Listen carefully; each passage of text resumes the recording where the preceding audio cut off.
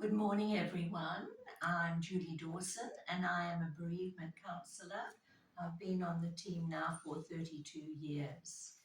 When we think about hospice, we know that hospice works with the terminally ill and the sick. But there's another issue and an aspect of hospice that is so important, and that is the bereavement work.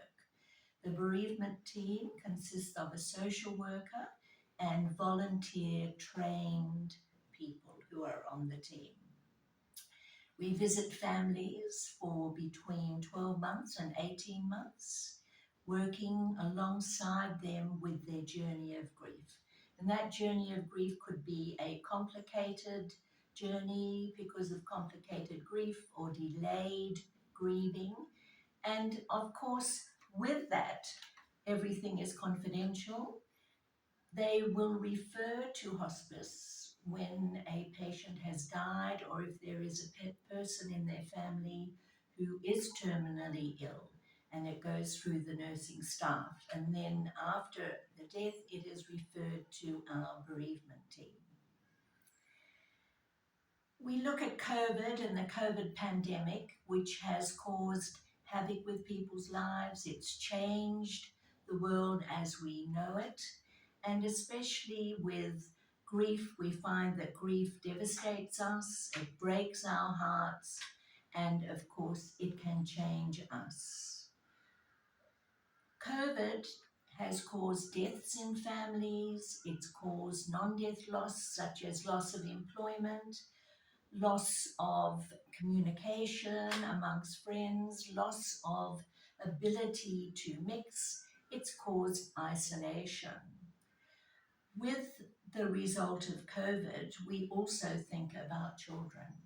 And parents and people often say, is it necessary to do grief work with children? And I would say, through experience, the answer is definitely yes.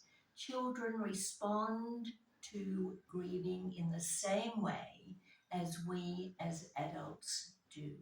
It's just that they cannot express their emotions the way we do. They might appear resilient because they play, then they grieve. They play, then they grieve.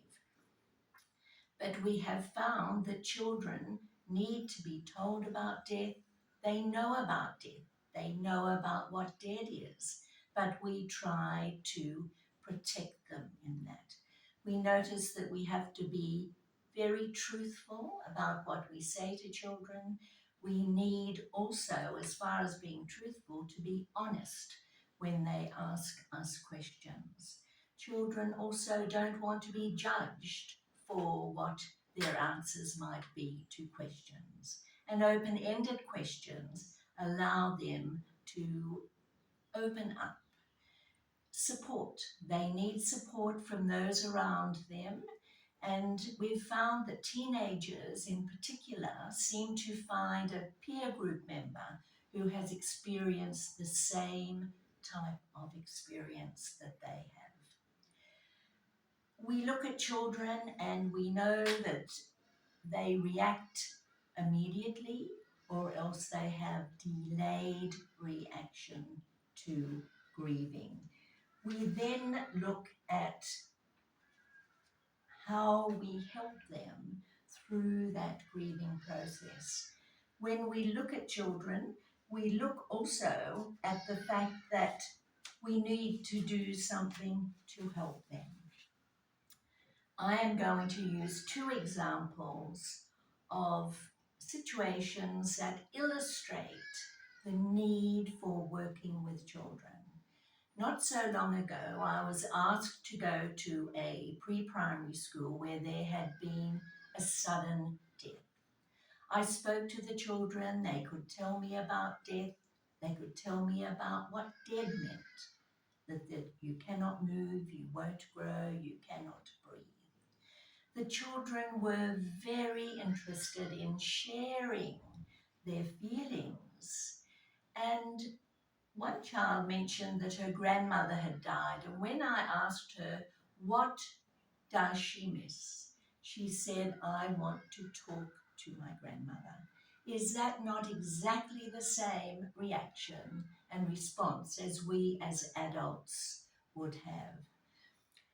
The other example is of a man, and he was a young boy when his father was killed in an aeroplane crash. And he wrote a book, and the book is called Crazy for the Storm.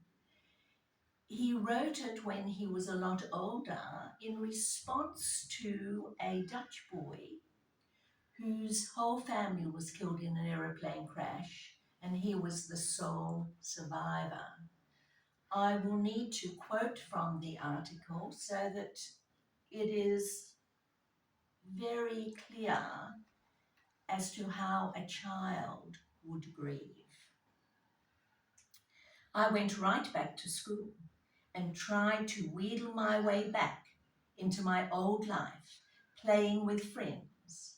I ignored or made light of inquiries about the crash. Each day and every day, I spent most of my time and energy protecting myself from facing what I had been through. I played it down in every way I could. But it started to wear on me, and this is something that young boy will have to deal with. He'll have to do something with the grief and the pain. And as adults and as children, the secret of working with pain is simply to go through it. I hope that the young boy's aunt will help, or his family will help him the way I had a family member keep me sane. Even though I kept my turmoil private and projected an air of, I'm fine, what's the big deal? I wasn't really fine. It was my godmother's steadfast acknowledgement of my pain. And that is what we need to do with adults and especially with children, to acknowledge their pain. The pain that created a safe space for me to cope and remain stronger than the ever-looming crushing sorrow. I anticipate that the young boy Reuben will be encouraged to process the grief and pain with a counsellor. In my time, it was not as embraced as it is today. Not until I was 29 years old did I finally seek counselling, and it really helped me heal. I hope he is given the time and guidance to navigate this road to healing. Children are often regarded as the forgotten mourners, and there's a book by the same title which has guidelines for working with bereaved children. We need to acknowledge them, and from the point of view of hospice, we do bereavement courses for adults, but we do a children and grief workshop, and that children and grief workshop is for teachers, anybody who is actually working with children.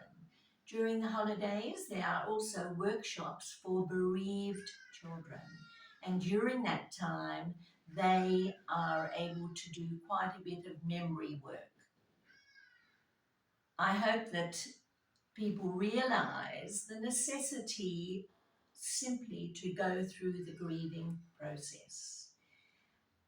Hospice is a wonderful organization, and please feel free and very welcome to contact Hospice. Our Msunduzi phone number is 033 344 1560. Please contact it if you yourself are feeling that you need grief counselling, or you're aware that there is a child who is having difficulty processing the grief journey. Thank you.